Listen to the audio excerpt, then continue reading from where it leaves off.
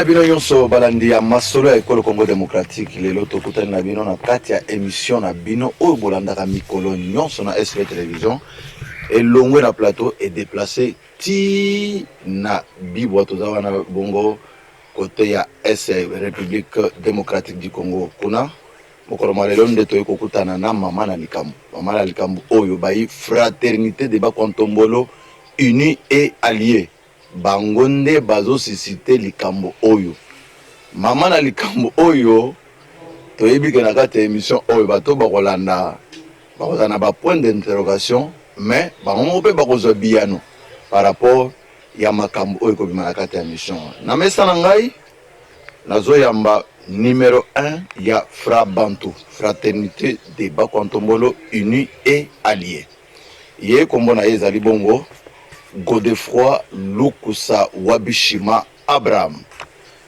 Godefroy Lukusa Wabishima Abraham na strapes kombo na yo mbote na yo. Mbote messieurs les journalistes. Esengo ezali ya ngai ya kukutana na yo na kati ya émission na biso masolo ya ekolo. Alors, d'entrée de jeu na lingi na yeba. Nauti kolanda déclaration moko message au bino bosali na kati ya Fra Bantu.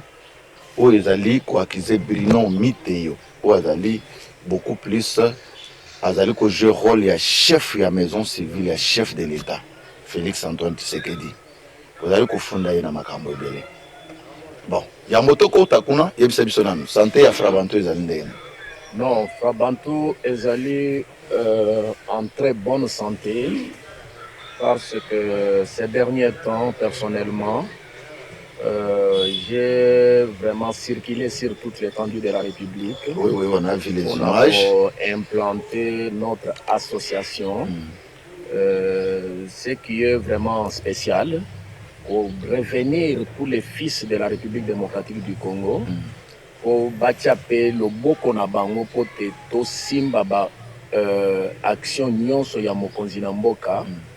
Félix Antoine Tshisekedi Tshilombo et Tomboma. Parce que vous savez que ces derniers temps, j'étais même à l'Est. Parce qu'il y avait des gens qui se prétendaient être les seigneurs de l'Est ou comment, je ne sais pas. C'est pourquoi Tolobi que na Est, on a bisope tozo koma potoye bisabango na munoko que non. Malgré Bitumboyo ezali imposé awa. Félix Tshisekedi azana besoin na bino. Je suis arrivé partout. Partout. Avant to kota na mama el kamu yebisa biso nanu est ngo kendaki est que bayambaki yo malamu kuna est ba Kontombolo bazana bango diminuer bazana bango ebelete totalaki bilili bayambaki yo pema malamu te. Oui, bilili oyo zanango peut-être eza bilili mususu mengana zana bilili oyo na koki kopesa yo kotala yango que j'étais accueilli comme un roi parce que partout où j'ai passé j'étais sous l'ombre de Félix Antoine Tshisekedi Tshilombo pour sauver sa vision. J'ai rencontré avec beaucoup de gens. Alors, on m'a donné beaucoup de rapports sur tous les plans. Et je dois remettre c'est le chef de l'État. Et je pense que j'étais bien accueilli. Merci beaucoup. Nous allons parler de l'Est de la République démocratique du Congo. On a tourné dans l'Union, dans le cadre de Fra Bantu en tant que président national. Dans une émission qui sera programmée nécessairement pour nous tourner. Mais pour nous, lelo, topesio merci na ndenge ndimi ko yana masolo ya ekolo Congo démocratique na SV télévision. Tomoni o tamboli pena na bao batika kayote. Tokokoka te kopesa bango mbote moko na moko kasi topesi bino mbote kaka to féliciter bino ndenge tamboli na président Godefroy Lukusa Wabishima. Alors, président yebisa biso nanu déclaration oyo bosali etamboli lelo na ba médias nyonso ekolo Congo démocratique les gens deviennent un peu agités yebisa biso tina ya déclaration oyo mingi penza na profondeur na bango plein d'accusations contre Bruno Miteyo oazali chef ya maison civile ya chef de l'État asali binoni. Je pense que messieurs les journalistes, vous avez posé une question pertinente. L'adage nous dit que quelle que soit la durée de la nuit, le soleil finira toujours à paraître.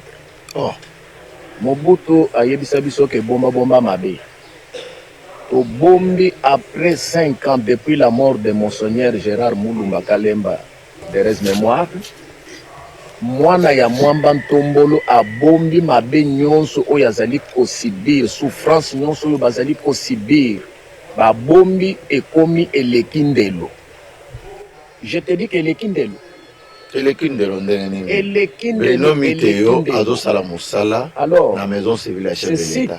Eloko nini eleki ndelo? Yo kanga na nbiongo répondre na eloko nini oyo asali oyo lobi ke bombi mabe pe eleki ndelo. Eloko nini oyo asali?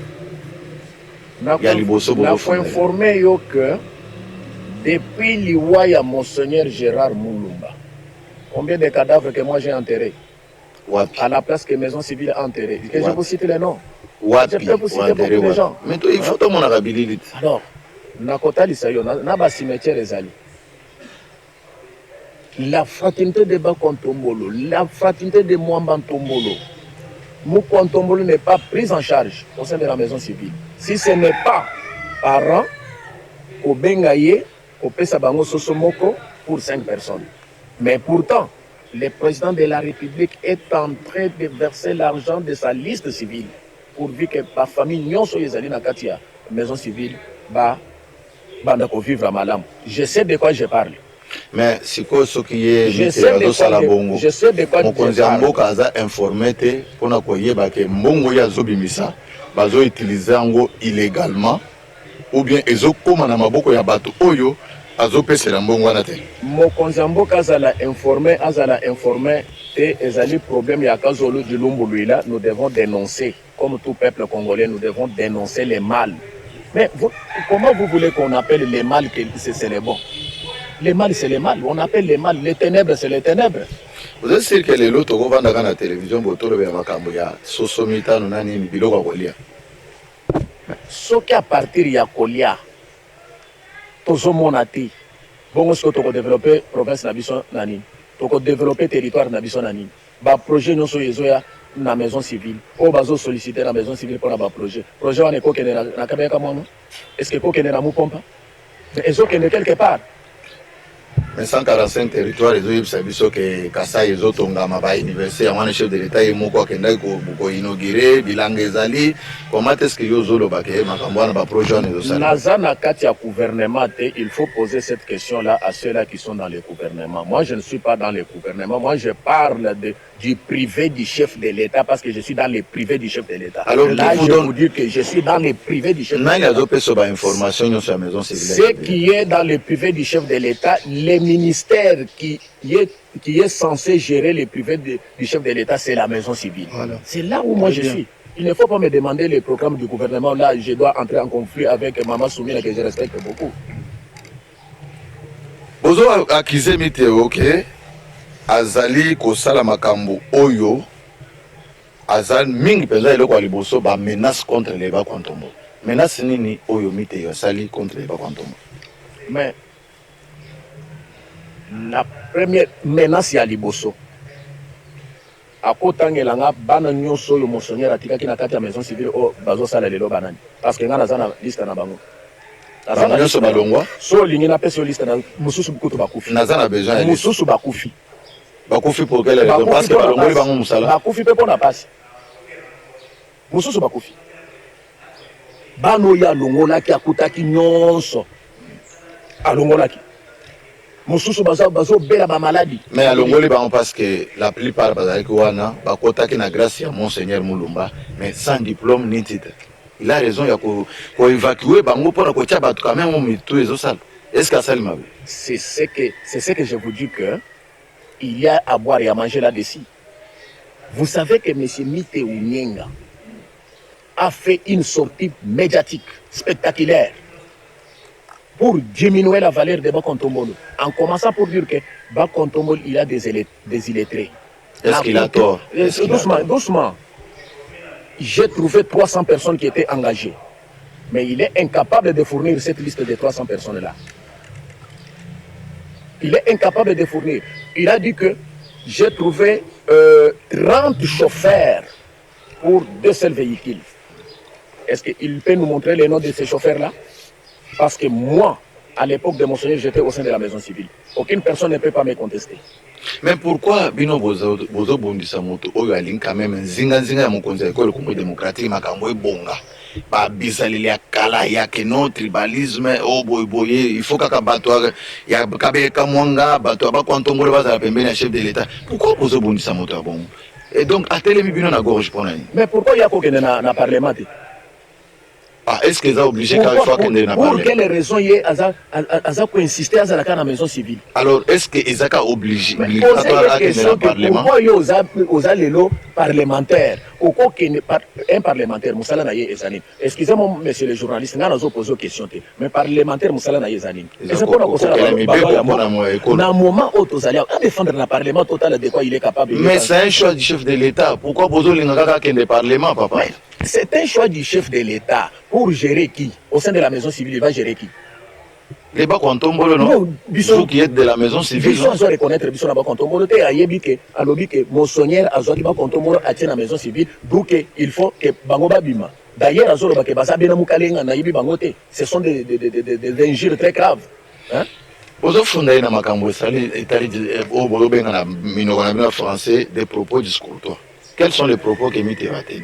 Est-ce que vous savez très bien que vidéo ezali numéro ya vidéo ezali national? Mais ça peut être un montage, papa. Non. Hein? Et quoi c'est un montage? Quel montage? Et le journaliste qui a fait cette émission-là, il est vivant jusqu'au jour d'aujourd'hui. Et vous l'avez donné quelque chose pour avoir mais les journalistes, non, il a lancé ça sur les YouTube.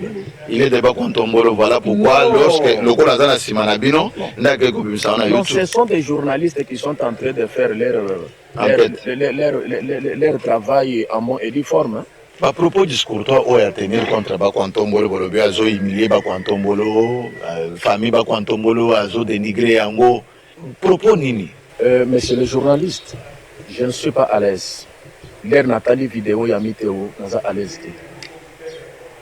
Na ba propos au Miteo waza contenir que Monseigneur Moutouassa Koufi, mais ozo profaner le sous mémoire naïe, ozo finga mémoire naïe, c'est-à-dire si comme que lui est plus intelligent que Monseigneur, mais il était oyo abandako simbela Monseigneur sac. Oui, que je le dise comme ça. Abandako simbela Monseigneur sac, il n'était pas devant Monseigneur. Hein? Il était mort Abandako simbela Monseigneur sac. Est-ce que ça a raison ya koloba makambo parce qu'il a vécu. Monseigneur a engagé 300 personnes en maison civile. Et ce qui est grave, Batunyo Swana ata moko azalaki na diplôme te. Na memaki Batunyo Swana na kena bangona tuna wo diplôme eza wapi akimi, wo diplôme eza wapi ba kontombolo nyoso bakimi, c'est-à-dire des illettrés. Bato bakoki kosala ta musala te. Quand il qualifie un mot kontombolo chez nous on dit que upenda mu binji mu mo upenda to binji tons. C'est en commençant même papa Etienne. Vous l'accusez de la division, vous fondez que à la tentative de division. À Kaboli Pinondé, parce que quand on parle de Bakontombolo, on voit Bakontombolo Oyanga Najika, Bakontombolo Oyakabeka, il n'y a que deux territoires, non? Alors, il y a beaucoup de territoires. Mais Miteo Aouti na ba Oyo, Bazali Nanganajika. C'est ça, non? Il est originaire de Nganajika. Il ne faut pas m'amener à cette histoire-là de Benanganajika ou de Kabeya Kamonga, tout ça. Non, moi je parle d'une personne. Nous n'avons pas affaire. Ce qui n'a pas pour Bolobi, il a engagé beaucoup plus la maison civile et chef de l'État. Bato oya kutaka alongoli bango atie beaucoup plus famille naie. Mais famille naie c'est parce que yé azamoko ya balinga na. Famille naie tozolo bakaka bato nganda jikate bato nganda jika no rien à voir là nganda jika bato ebele ba yibi makamute. Oya zo sala azui ba cousin azui ba beau frère bani est-ce que nous sommes bazaka bato nganda jika? Hein? Bazaka bato nganda jika? Non, nous n'avons pas de problème avec les gens de Ngandanjika. Nous côtoyons bien. D'ailleurs, je vais vous informer que Nganabali Ngandanjika, Moukwamwala. J'ai marié. Alors, il ne faut pas nous amener dans ces discours-là que nous refusons des tribalismes, mais nous disons que Miteo, Azali Moutou intègre Oyakoki pour diriger Batouté. Ce qui président a coupé, ça y est, ferme parce que c'est un très bon vétérinaire. Il intègre ma faiblesse, na oyozo de Michel place.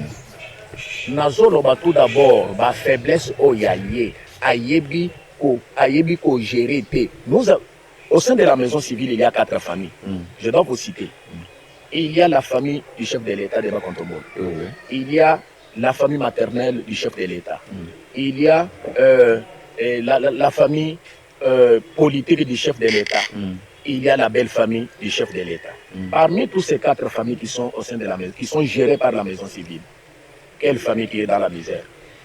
Point d'interrogation. Allez faire vos investigations et on va se rencontrer ici. Non, c'est à vous de me le dire. Mais je te dis que quand on enterre quelqu'un qui est de Bakontombolo, mais il faut voir dans quelles conditions nous l'enterrons.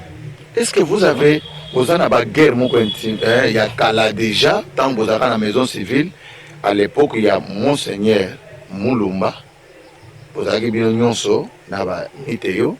Est-ce que vous avez déjà une guerre? Parce qu'à vous entendre parler, c'est comme si vous avez une guerre. Guerre moko na kati ya maison civile et à la KTP Zalidi. Depuis que Monseigneur Azalaki rassembleur, guerre moko ezala quitté. Monseigneur Abanda occupé toutes les familles qui sont gérées par la maison civile. Monseigneur Abanda occupé bango équitablement. Mais d'où est venue la guerre? La guerre est venue tout d'abord par la chasse à l'homme. Il faut qu'on ne contre Bolognos. Mais ils ont un bateau qui est pourvu qu'il y a la place où il y a Zali. D'abord, je vais vous informer que moi j'ai été arrêté pour qu'il soit là. Il y a la guerre, ils ont continué. Il y a un lobby qui est la guerre. Non, la guerre.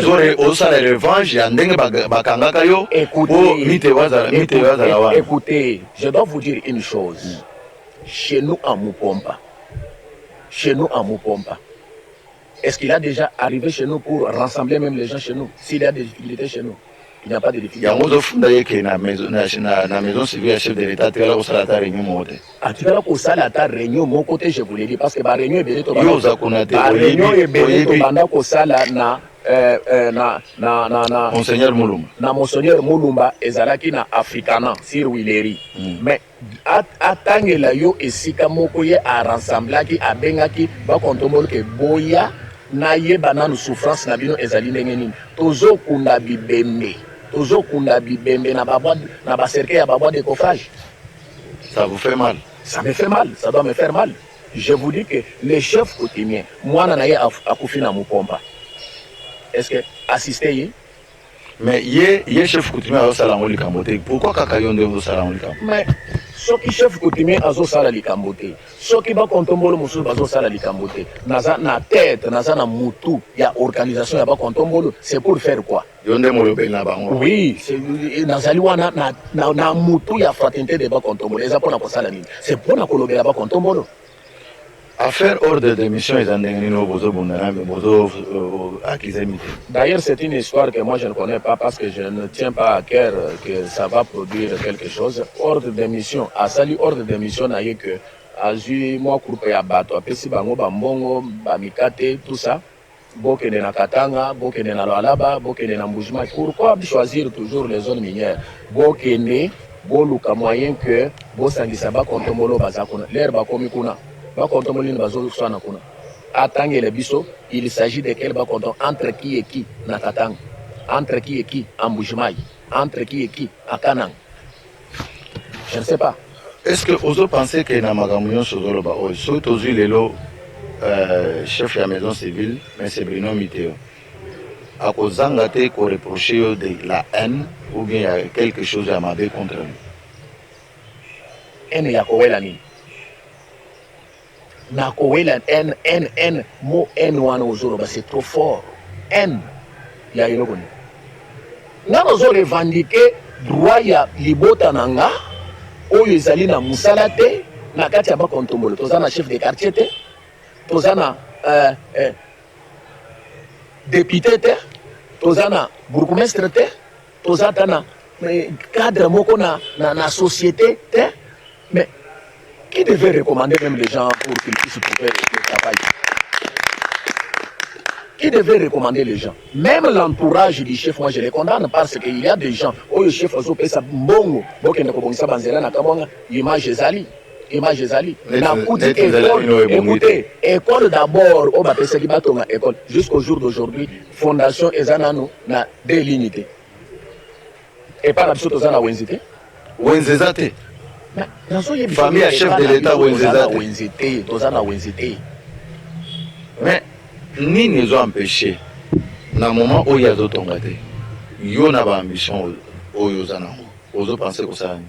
Mais nous pensons qu'il faut chef de l'État à revoir agenda naie pour lui que attirer les parce que les autres dans le ministère nous c'était toujours réclamer que c'est ministère il y a finance il y a budget non ça ce n'est pas pour nous c'est pour lui et son entourage politique mais les autres toujours c'est que maison civile ezali maison oyo ezotala biso ezali pour les privés du chef de l'État. Nous aussi, nous sommes fait partie du privé du chef de l'État en tant que sa famille. Maison civile, ezala na moto, il y a choix na ye, ou ya yebi que moto azali intègre. Ce n'est pas moto tozo dénoncer. On a pas injure publique sur les réseaux sociaux que nous sommes des illettrés. Quand vous nous injuriez que nous sommes des illettrés, mais vous êtes avec le président, il n'est pas mon contre moi. Cela, il faut penser beaucoup à cela.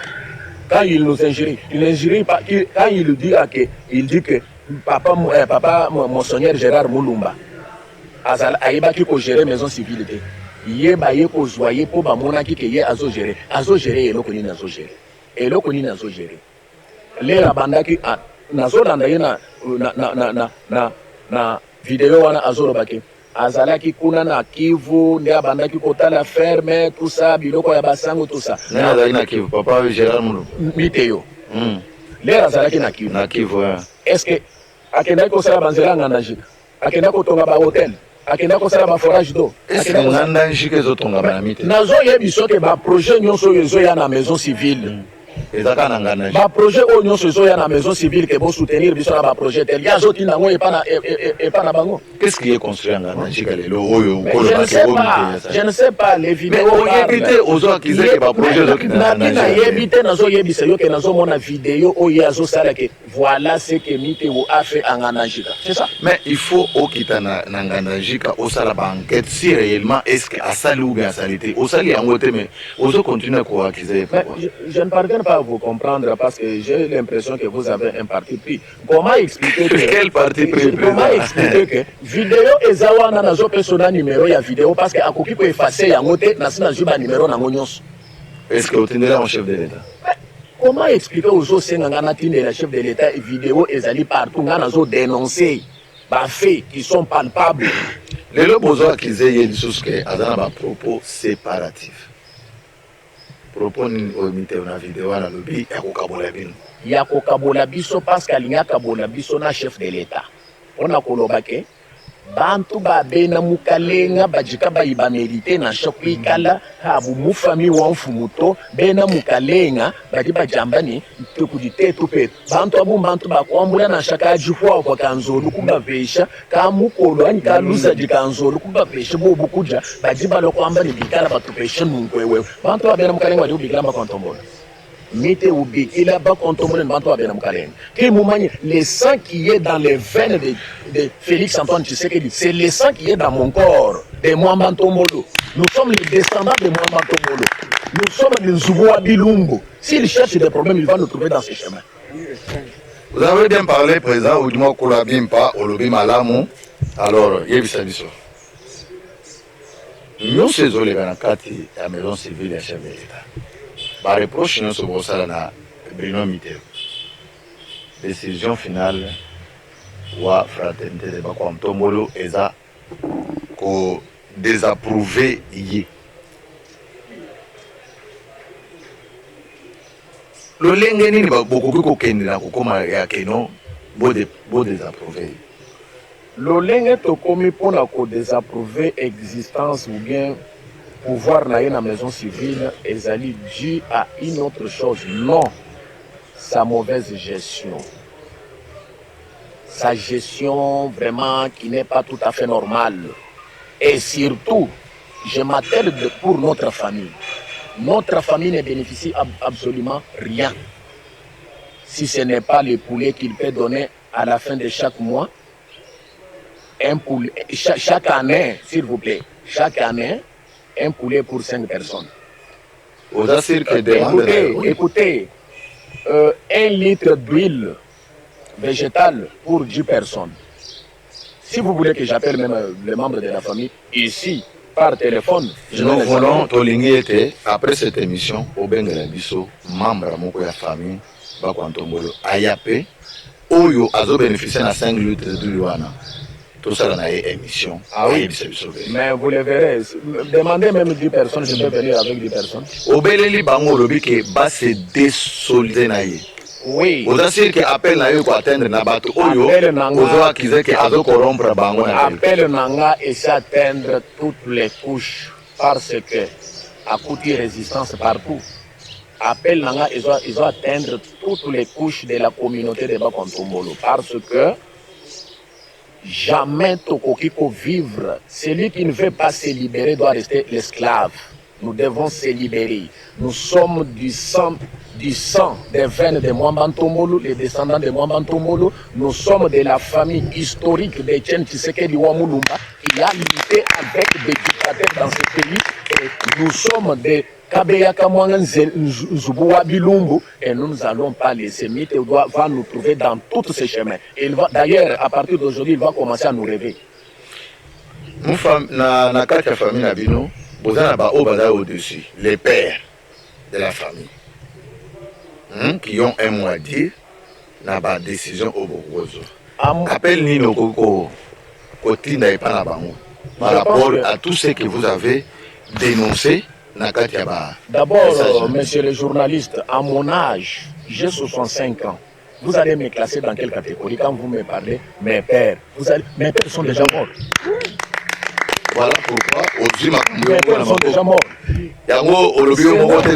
Mes pères sont morts. On se prend en charge. Nos pères sont déjà morts. Je suis à l'âge de 65 ans. Hein? Je suis 7e de la famille. Mais le premier né a combien de années aujourd'hui? Hein? Nos pères sont où? Ils sont décédés en espérant que lorsque Chimuma Chimuma ni Chituluka Bana Somai Papi Chimuma ni Chituluka ni Nuja, mais Chimuma ne mange pas les Chimuma. Voilà. C'est notre invité de ce jour, Yende Tobengaki, Toya Mayena Katia Masolo, ya École Congo démocratique, émission Nabino sur SV Télévision. Sokimi Théo à Longwe, dans la maison civile, est chef de l'État. Et vous avez sonné pour nous, ou bien au Salami. Et pour la sonne, on a personnalisé, na limité au personnalisé. On n'a pas contrôlé. Mais pas contrôlé d'ailleurs, tout ça déjà na sonne. Tout ça na sonne, il y a pas injure. Sonne ni sous zone tokozo. Dégradation, il y a pour dénigrer. Famille a pas contrôlé que ce sont des illettrés. On a sonné zati. Sonne ni mususu yo koloba. Tokozo sonne. Nous allons utiliser tous les moyens possibles démocratiques pour faire évacuer Miteo à la maison civile. Et nous allons faire des marches ici, sur toute l'étendue de la République. Attendez, vous allez voir comment ça va se passer. Est-ce que vous êtes capable de mobiliser l'étendue mobile à 26 provinces pour attendre le Je dis que Mukontombolo est partout. Il y a ceux-là qui sont en Afrique du Sud qui m'appellent. Il y a ceux-là qui sont aux États-Unis qui m'appellent. Je peux vous montrer les images de ceux-là qui étaient même au Coupe mondiale. Coupe du monde. Coupe du monde. Alors, il s'est vu ça. Au défaut, nous tendons vers la fin de notre émission. Tout le monde est déjà dans le président. Na oyo sezoleka. Na kati ya maison civile à l'État. Il y a le chef de l'État, Félix Antoine Tshisekedi Tshilombo, son excellence que je respecte beaucoup. Yebisa biso. Message nini fort. Au Congo lancé direct. Et pas mon conseiller Mboka, Félix Antoine Tshisekedi, pour na makambo ezali koleka na kati ya maison civile.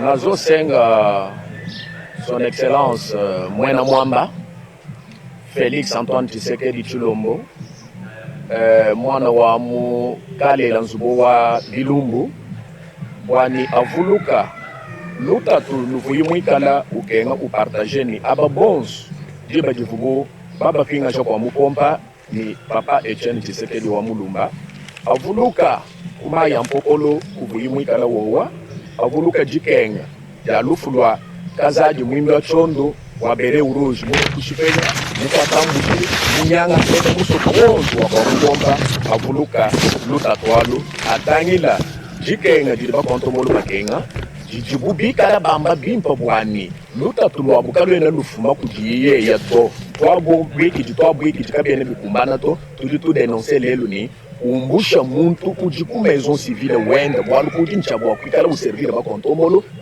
kabera bajiki bo mu condition mimpa to muntu li muteka franga yonsu di ufil udenza na campagne bo kupa député ukamana kupa député afinga na mu assemblée akenza loi aleke la maison civile uteka muntu uji we mu munani kato eno to amani tekano tetu bakontomolo to we muteka mwena kabula mpuka we muteka mwena mukateka mwanga we muteka muntu doso uji mo kutangira bo kusanyisha bantu tuji tabika shine tuju tuinama kaji muntu uju créer division munkati mwa bana ba mwamba ntomo muna ordre de mission uli mufuma kujenza bo kututakaja bantu bakulumpa mito kututakaja batatu ni bama mito kibwaluka ituju twambo bwani uji personne non grata il faut umbuka Godefroid Lukusa Wabishima, il y a une question qui nous vient de l'extérieur.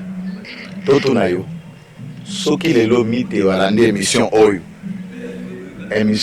alandi yango na maison civile abengi yo na bakwantomolo nyonso wana nsima na yo mpo bofanda autour d'une même table système ya dialogue te na ekolo Congo démocratique to boma moto na kati ya famille na masolo ya mesa osala nde okokende obi akokende te mema jena mwanju kumuna jutu kujitu imubikila bakontomolo tukajujola kubikila bakontomolo soki abengi ujola kubikila bakontomolo bwachinani olie wakumbikila meme anju kufweka kwetu tetu aya kukalela wayuda amunangana ni banfumu betu tetu bajikuntu wako abebe jeneske biji mwane nwere vanjikebi mbiabushu wanyi mbiamafi walundili nikanda idi bafunda kuti banfumu bakabu kuti bantu nikashe kabukatwa ngana zolinga yo omema ngai na fin fond ya bakwantomolo namona yango na miso tosala ba émission oyo ezoprouve na miso ya bato ke miteo Brino asalaka eloko moko te mpo na bakwantombolo na niveau nyonso oyo bazali kokotana.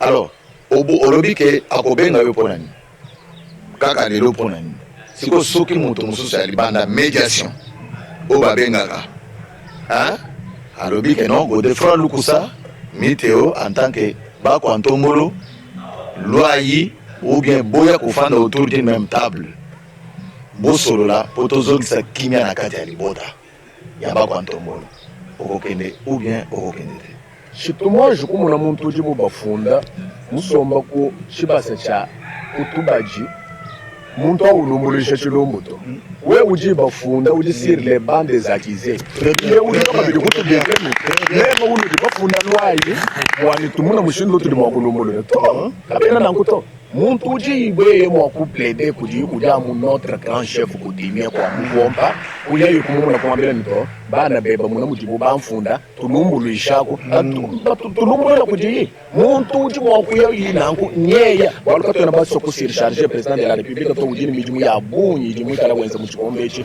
mutu wenda kawena usomba mwabangu moto katu muderange ni malu auto malu au malu privé mu malu privé mumanye chef wetu tetu waba kontombuli yemo kusomba nendo kumwambila nikadi unabwalu kampande muye bujinu kwewe au ye mutu biki bonso tutujoka tutu kadi yeka mutu biki lato nani muko abulimu wakolo kwimana mutu utufunda wamani lwa impinde ni memulu tubafunda mbanga kunwela makonga urumanye nokamu biki la jeunesse adi ubikila jeunesse uju yemo mu maison civile jeunesse uju fika momo uju bankumbambira ni wewe biju wakula bini français ye bayiki mi kumbana tolekela kwa français to kweni mulo ngakalasa tu amuye yemite wa jeunesse unye ngambira mema mwaka kwa ntombolo mumanye bintu bindi ngakule les grands chefs bakwantombolo de bakwantombolo topesio merci beaucoup topesio nanu mbote na bisika oyo zali Godefroid Lukusa Wabishima azo plaider ke yo obenga Godefroid obenga na miteo ofanda na mesa moko po omeka ko faire taire arche de guerre po ezana kati ya bakwantombolo na ba comportement ya mabe o bazali ko funda nango chef ya maison civile ya mokambi ya école Congo démocratique Félix Antoine Tshisekedi. Godefroid Lukusa Wabishima, nous revenons vers vous. aux autres la caméra wana par rapport à message au sali quand même moi synthèse moké ou bien au lancer message à Souka et pas bako antombolo nyonso bazolanda yo na kati ya République démocratique du Congo mobimba. Une minute. Nje ndomba bana betu bonso bajibeka la na moni okomi yango kaka uluseka lo na chiluba kaka lingala okimi yango baji mukatanga ndimo okokula mulingana ndimo okokula muchiluba nazo senga bande kuna biso nyonso bazali na Katanga o bazali na Lualaba o bazali na Bakongo o bazali na Chikapa o bazali na Mbujimai o bazali na Kananga o bazali na Bandundu o bazali na province orientale o bazali na Haut-Uele o bazali na Bazuele o bazali na Chopo o bazali na Ituri bisika nyonso oyo na lekaki wana nazo senga bino ke problème na biso ezali na batu mususu te problème na biso ezali na oyo azotala droit na bino oyo bino bopesi ngai mikanda na bino nyonso parce que kala mingi te nazozwa mikanda wana nazopesa ngo journaliste pour que ye atala mikanda nyonso wana alors problème na biso ezali na moto oyo azali ko reconnaître biso te azali ko mépriser biso azoluka ke kabeya kamwanga ezala effacer sur la carte géographique voilà mon problème c'est ça il fallait que ce qui est à revenir au bon sentiment. Je n'ai pas de haine avec lui. Nazana haine na été, mais sauf que aza conduit par beaucoup des erreurs. Naba oyo bazo yebisaye biloko ya lokuta. Mais comment expliquer que les lots kabeka mwanga ezali na nzela te ya kokolobela te azana privé ya chef de l'État. Voilà un peu yangonga nazo sen. C'est pourquoi boyoki na sengi mokonzi na mboka oyo aza konanda biso que non. Miteu azali capable ya kozala liboso te asala choix na ye atia mutu mususu parce que il est devenu vraiment au-dessus de tout. Voilà un peu ezali message oyo nazo pesa na mokonzi na mboka et moko à revoir nani akoki kotia oyo akoki kozala unificateur, rassembleur et celui qui peut avoir des humeurs ya ko diriger bato. Voilà, je vous remercie. Merci beaucoup à vous, Président Godefroid Lukusabishima, le number one ya Fraternité de Bakontombolo Uni et Alliés. Topesio merci parce que au répondre à l'émission Nabiso, Masolo ya école Congo démocratique, oyo tobongisi libino na kati ya chaîne Nabiso na télévision, SV télévision. Ce bolimbo landa biso bokenda na YouTube. Obeti Sacré Vision Média Canal Pro. Okomona émission oyo na mobimba na yango ekoleka wana. Alors, topesi, tosengi pe na chef ya maison civile ya chef de l'État, oyoki, oyonso, basali lokola ba accusation epana yo. Dinda batu na yo, baya koluka biso, tosala émission po opesa éclairage. Soko na idée contradictoire, toye bayango ke ya solo pena, ba accusation ya Godefroid Lukusabishima, ezali ya solo te ou bien ezali ya solo. Tozo zela bino, bobenga biso. Le numéro est affiché au bas de votre petit écran. Appelez-nous, nous allons venir vers vous pour toyeba vérité ezali wapi, lukuta ezali wapi. Botika la malamu na banda kuna bino na pesi merci na Alain Zouzi 4K.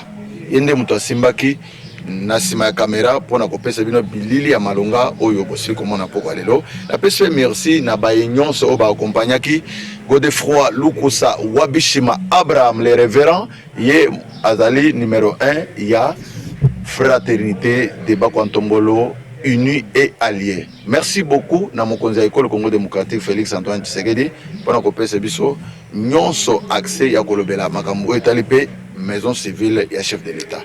Biso na bino to kokutana lisusu na numéro mususu eza ya sukate. Ozana avis contraire benga biso na numéro eza affiché na petit écran.